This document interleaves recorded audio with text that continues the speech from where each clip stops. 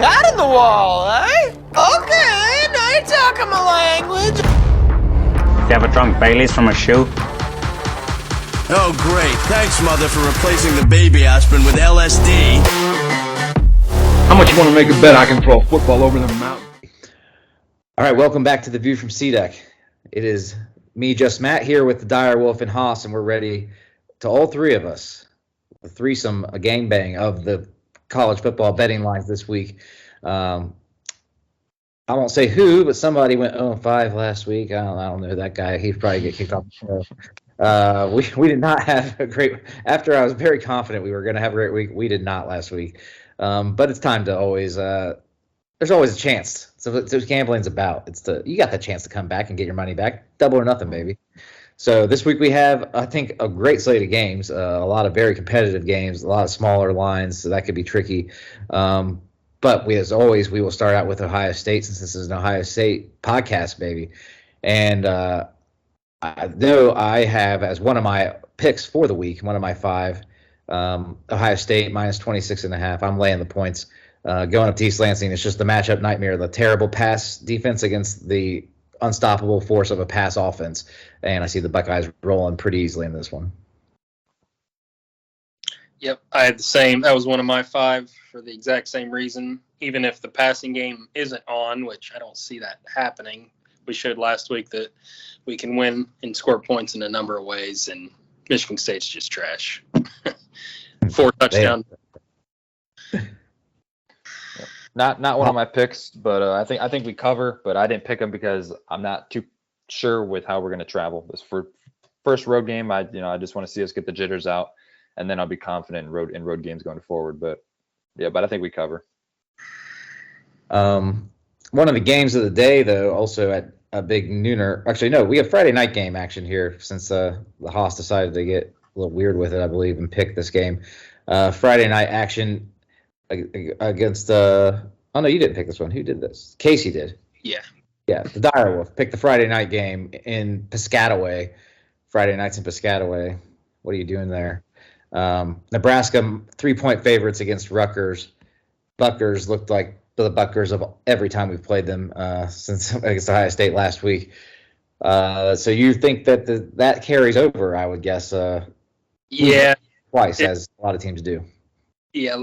This is more to do with Rutgers than Nebraska. Nebraska actually looked decent against Indiana, who isn't any good either. But Rutgers looks like the same old Rutgers. They were throwing the kitchen sink at us, and nothing was working except for a muffed punt. That was about all they had going for them. So, 3 points, Nebraska.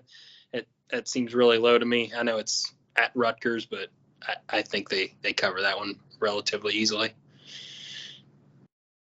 Yeah, I almost picked this one. I'll go with Nebraska too. I think Rutgers is stinky, and Nebraska seems to be showing after their ass whooping they took from Oklahoma. They showed a little fight last week and got a dub. Yeah, Nebraska. Yeah. All right. One of the big games of the day, though, a nooner. Is it a nooner? Yes. Tennessee, you talking about? Yeah, Tennessee and LSU. Yep. Tennessee, LSU, 3-point game. We all three picked this game, but not all the same side. The big game, it's in Baton Rouge. The Vols, though, I believe they had a bye last week. LSU's had the early loss to Florida State and have won a bunch of closer games since then, or played bad teams and won in blowout fashion in those games. But I'm riding the Vols there now. I'm there with Don Sargent. We're in the checkerboard with Rocky Top. I just think their offense is a little too much for LSU to handle. It will be a lot tougher, though. It's going to be rocking in Death Valley Saturday afternoon. I'd be more scared for Tennessee if it was a night game, but I do think they're just the better team right now. Yeah, I think Tennessee's a better team, but I picked LSU for the fact that I think Tennessee's looking ahead to next week and the bigger game with Bama at home. I think that's going to have a little bit of impact. And LSU came off a pretty good comeback win against Auburn, which Auburn's trash, but being able to come back, maybe that gets them a little bit of momentum and some fire for this week. And I think they're playing with a little chip on their shoulder, knowing they got really nothing to lose. They're playing with house money right now. So I think they're playing the spoiler right now. Yeah, and I had LSU as well, +3. It's probably, if not the hardest, one of the hardest places to play in the country. Tennessee, they seem like there's that team every year that is undefeated, kind of coming out of nowhere. I mean, Tennessee didn't come out of nowhere, I guess. Those that follow them, it seems like they were kind of expecting this, but it just seems like one of those teams where everything's looking great, and they got this opponent coming up that isn't anything special, but they're decent, and they kind of catch them off guard a little bit, and I think LSU will actually win this game. All right. Yeah, it could happen. It's a big week for Hendon Hooker, though. He's putting up some huge stats so far this season. This week and next week could definitely launch him into the Heisman race, which is nobody's really taking control of up to this point. But there is another Heisman candidate in what is the game day game. The game day game we all knew would be in the Big 12, noon on a Saturday, first Saturday in October. TCU and Kansas. And TCU quarterback leading the country in pass efficiency right now. He's been a stud. Kansas, obviously the story of the season right now, if you had to pick one. 7-point dogs at home, though, against TCU. I believe I picked this as one of my games, though. I have TCU laying the wood on them, beat down. I think it's a lot of smoke for Kansas. They're obviously very improved from where they've been. They've won, 5 games in the season already. It's great. They're going to make a bowl game, which is incredible to think about with where they've been over the past decade. Just the doormat out there. But I think TCU's offense is maybe top 5 in the country. They're going for about 280 through the air and 250 on the ground every game. They're a machine right now. And I don't think that Kansas can hold up. I did not pick it. I think TCU wins big, like 20 points at least. I'm not picking it, though, because I didn't think Kansas would be here. So I don't know what the heck is going on in the Big 12. It is completely ass backwards. I'm not picking anything with that. So I'm staying away from it. But I think TCU is the real deal, and I think that they're going to win the conference. But who knows? Yeah, this almost seems like one of those ballsy picks that I picked earlier.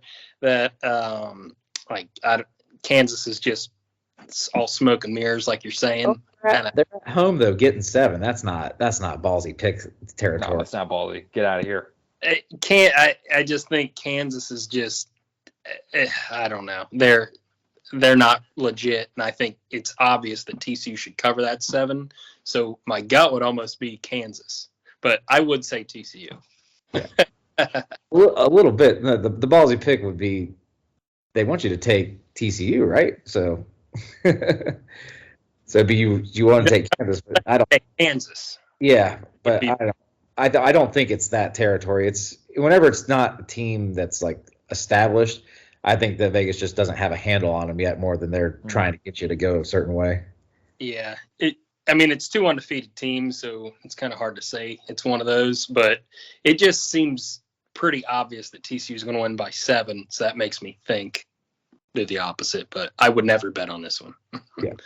Yeah. Oh no, I would totally bet my money on TCU here.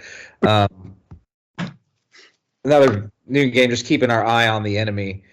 Scum travels to Bloomington. And actually this one would be more, I think, along your ballsy pick line because Indiana's been terrible this year. And it's only a 22.5-point line, I think is what I got right now. Seems too good to be true because I think that they're due to smoke somebody after a couple of not amazing weeks for Scum. But I think they run all over Indiana. Indiana's been just bad this year. So I'd lay the points with Scum there. Sorry, Michigan. I'm with you. I think it should be a blowout. I mean, Nebraska just beat Indiana pretty handily, and we all know how bad Nebraska has been this year. Michigan, that Iowa game ended up a lot. It looked worse than it really was. I mean, Iowa drove all the way down the field. They were on the over the 2-yard line. Yeah, blowing my cover. Yeah, I know. And couldn't convert. They got that touchdown. They're down 7 with like 8 minutes left, and then who knows? But yeah. Well, I think Michigan blows them out though. I'm going to go with my theme here of looking ahead. Big game next week, Michigan, Penn State. I think if this game was at Michigan, yeah, whatever. But I think there's a little bit of a Bloomington effect with some teams that go there and they kind of struggle. So I think Michigan struggles a little bit here and they etch out a point win in the teens, but I don't think they cover. It's sleepy out there. Maybe Doug DeVore is going to be running around the sidelines this weekend. Who knows? Catching foul balls. All right. 3:30 slate. Another huge game, though. It became a huge game after UCLA's huge win last week against Washington. Utah traveling to the Rose Bowl. My preseason pick to make that let me down week 1 to make the playoff. Minus 4.5 point favorites, though. This is a really good game, and I kind of wanted to pick it, but I think it's going to be a really close battle, or Utah blows them out. That's where I'm at, and I'm going to take Utah. I'll lay the points, but they have a big look ahead game. I believe Haas, you picked this one as one of your Haas's handies for the week. Yep. I picked UCLA. I think obviously the theme here with me looking ahead, Utah USC next week, one of the games of the year. UCLA's got a stud at quarterback, and it feels like Charbonnet has been in college football for 20 years now, going from Michigan to UCLA. I think they've just got some veteran leadership there, and hopefully UCLA can put like maybe 5,000 people in the stands to kind of get some momentum. Oh, they were rocking Friday night, man. They were rocking. I was watching that game. I think there's some momentum here in California with their football teams getting ready to jump to the Big Ten, and I'd like them to get it done against Utah. What's the spread on it? 4.5 plus 4.5 4.5. Yeah, home dogs, just like almost exact same as last week. UCLA plus 4.5. Mm-hmm. Yep. See, I was gonna go with Utah, thinking they were dogs. Man, that one is tough. I'm still gonna say Utah because I think they already have that L, and they still have winning the Pac-12 and potentially making the playoff on their minds. Obviously, UCLA could do the same thing, but I don't know if they had that. I guess every team comes into the season wanting to do that, but Utah, that was probably a realistic goal to them, is making the playoff. So I think they're motivated to avenge and make up for that early season loss. It's good to win. It's good to lose early, as we have found out. Oh, definitely very good, which is stupid, but yeah, it's the truth. Yeah, it is, but it's a fact. All right, another. This is a 4:00 kick, same time as Ohio State. This one I had to pick this week. I'm going to call mine just Matt's junk for how crappy I was last week. I got Ole Miss, though, against Jason's favorite team on planet Earth, Vanderbilt. How dare you? Ole Miss only 17.5 point favorites against Vandy at Vandy, but at Vandy doesn't mean shit. Everybody beats the crap out of Vandy, and all their teams take over the stadium and have a nice trip to Nashville. So I think that's just a little too low. Vandy's played two legit teams and gotten their doors blown off both times, even though they have this athletic quarterback that Jason, strokes off to at night, I guess. How dare you? That being said, Ole Miss 40. Yeah. Yeah. I'd have to go for sure. Nice slate, though. Now, we have some really good games actually here right off the bat. Our old nemesis from earlier this year, Notre Dame, can maybe right the ship and maybe give Ohio State a quality win. That'd be nice if one of these teams we played actually lived up to their billing. But they are hosting the Mormons, the Stormin' Mormons of BYU, traveling to South Bend, Indiana, to face the Catholics. It's going to be a holy war. Notre Dame, 3.5 point favorites, though, at home against the ranked team. I don't know if I think I like the hook there, though. I'll take BYU plus 3.5. Yeah, this was one of my games I picked. I picked BYU with the points here. Notre Dame's just they stink.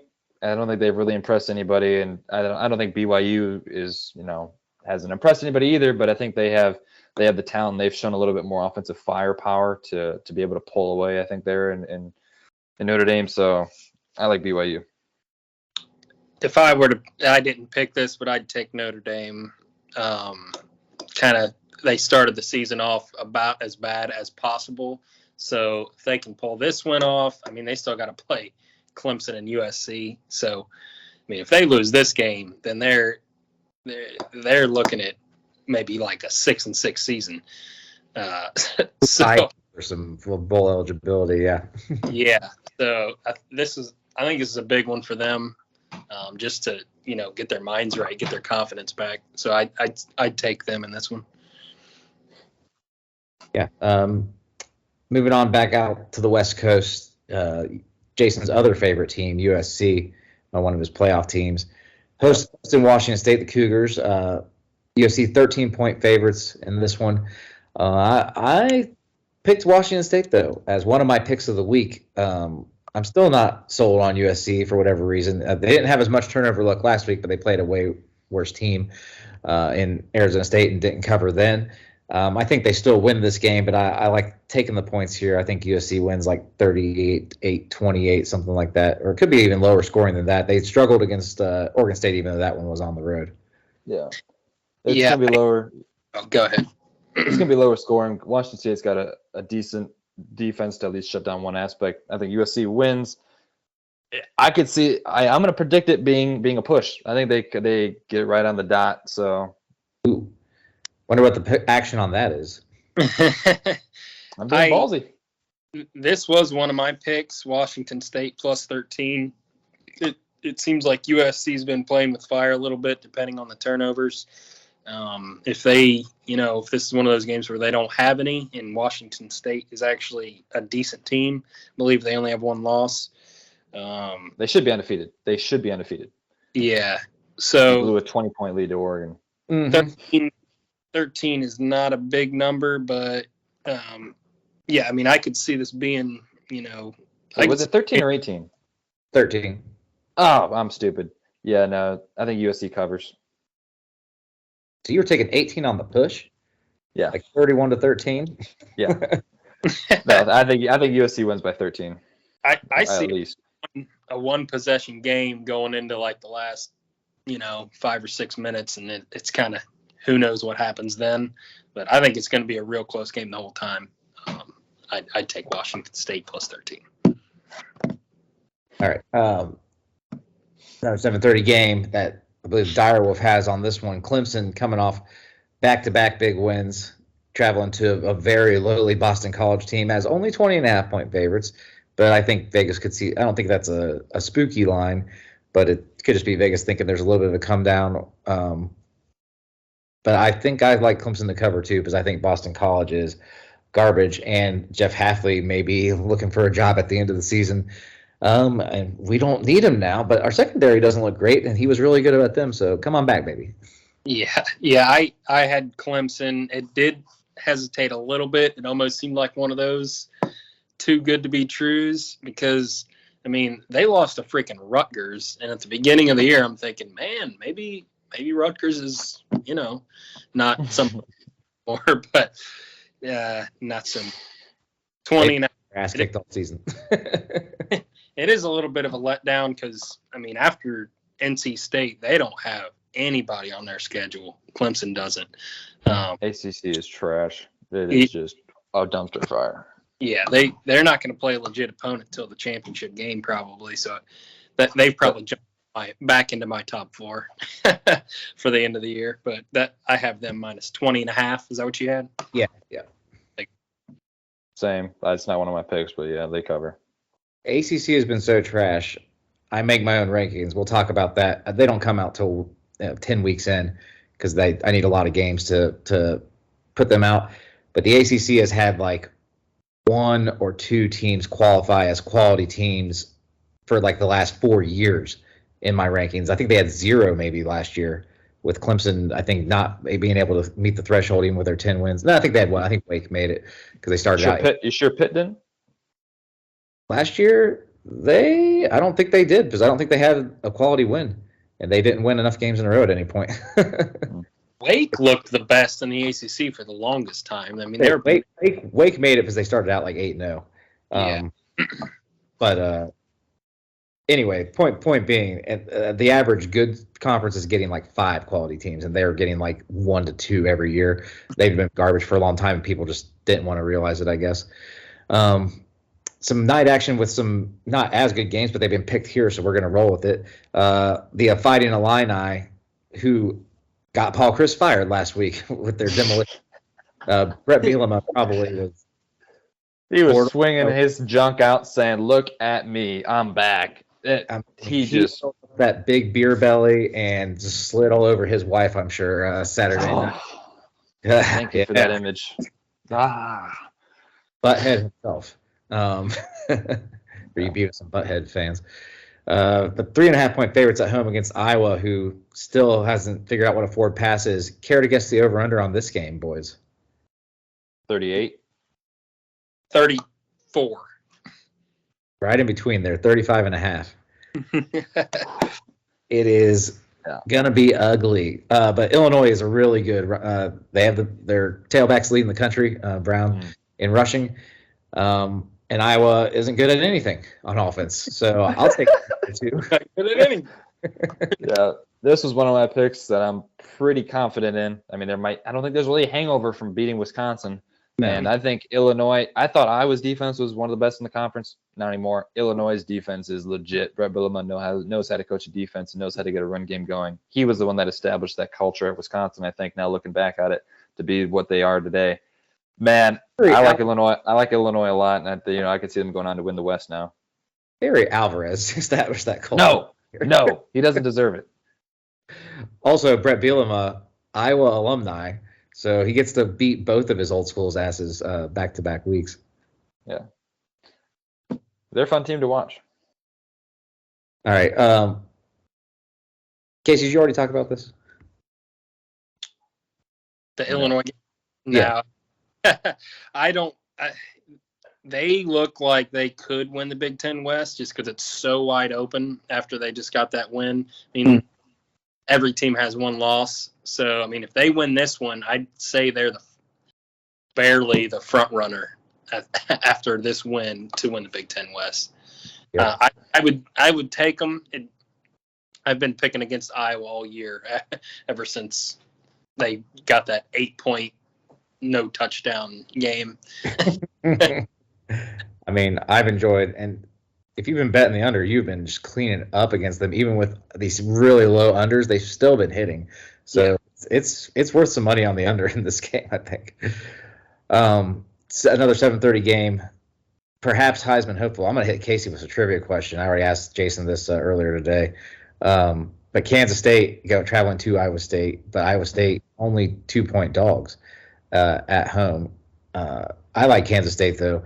Adrian Martinez has run for, I think, 400 yards and 7 touchdowns in the last 2 weeks. Can you name the only 2 other quarterbacks to have done that ever?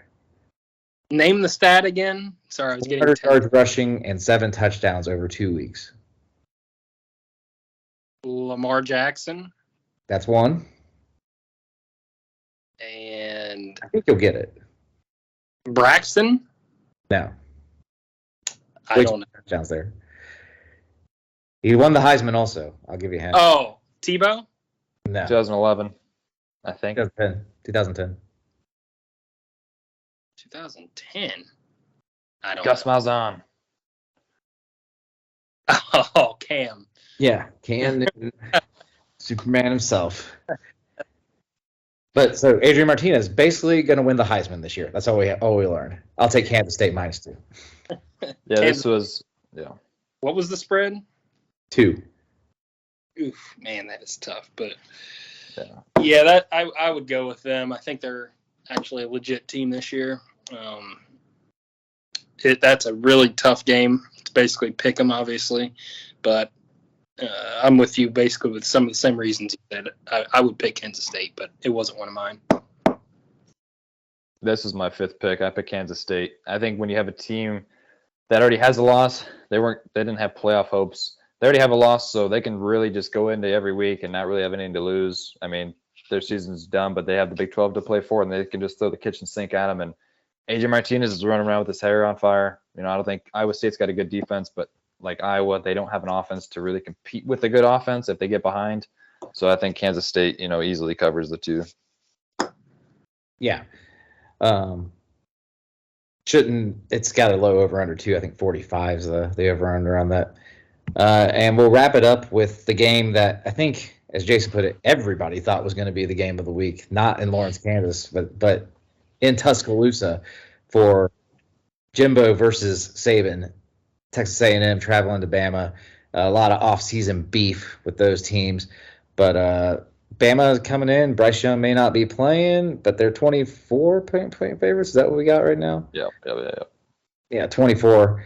A&M stinks. That's the nicest way I can put it. They stink. Especially their offense is stinky. Oh. And I don't think I care whether Bryce Young plays or not. I'm going to take Bama and lay the points.